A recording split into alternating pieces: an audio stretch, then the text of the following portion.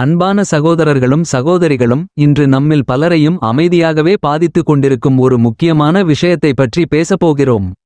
மனச்சோர்வு, மனக்குழப்பம், பீதி, காரணமில்லாத கவலை, இவை அனைத்தும் மனித வாழ்க்கையின் ஒரு பகுதியாகிவிட்டன. சில நேரங்களில் காரணமே இல்லாமல் மனம் கனமாகிவிடுகிறது, பயம் திடீரென வந்துவிடுகிறது, எதிர்காலம் பற்றி கவலை மனதை அழுத்துகிறது.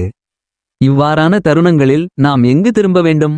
நிச்சயமாக அல்லாவின் பக்கம்தான்.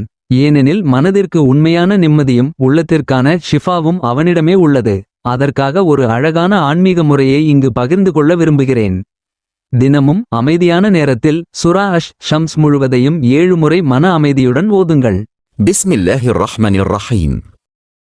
வஷ்ஷம்ஸி வதுஹாஹா, வல்கமரி இதா தலஹா, வன்னஹாரி இதா ஜல்ஹா, வல்லைலி இதா யக்ஷஹா, والسماء وما بناها، والأرض وما طحاها، ونفس وما سواها، فالهمها فجورها وتقواها، قد أفلح من زكاها، وقد خاب من دسها، كذبت ثمود بطغواها، إذ انبعث أشقاها، فقال لهم رسول الله ناقة الله وسقيها، فكذبوه فعقروها فدمدم عليهم ربهم بذنبهم فسوها ولا يخاف عقبها. இந்த சூரா மனித நபியின் உள்ளத்தையும் தக்வாவையும் தூய்மையையும் நினைவூட்டுகிறது.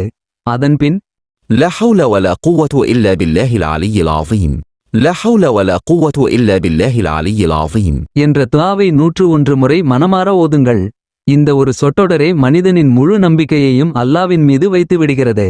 எந்த சக்தியும் எந்த திறனும் அல்லாஹ்வை தவிர இல்லை என்ற உணர்வு உள்ளத்தை மிகுந்த இலகுவாக மாற்றுகிறது.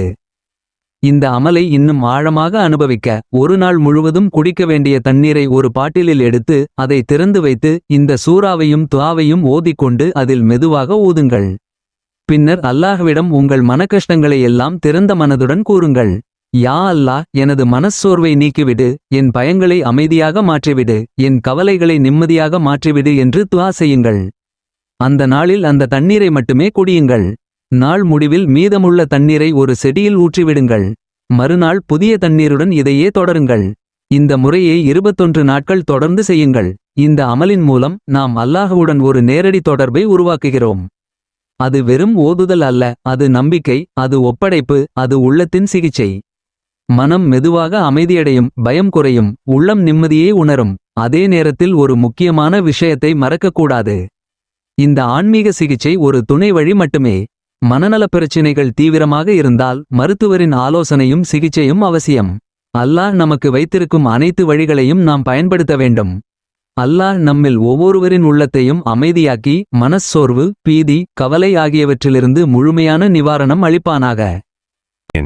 இது போன்ற இனிமையான இஸ்லாமிய வஜியா தொடர்ந்து கேட்க எங்கள் சேனலை சப்ஸ்கிரைப் செய்யுங்கள். இந்த வஜியா உங்களுக்கு பயனுள்ளதாக இருந்தால் லைக் செய்து நன்மை பரவ பிறருடனும் பகிருங்கள்.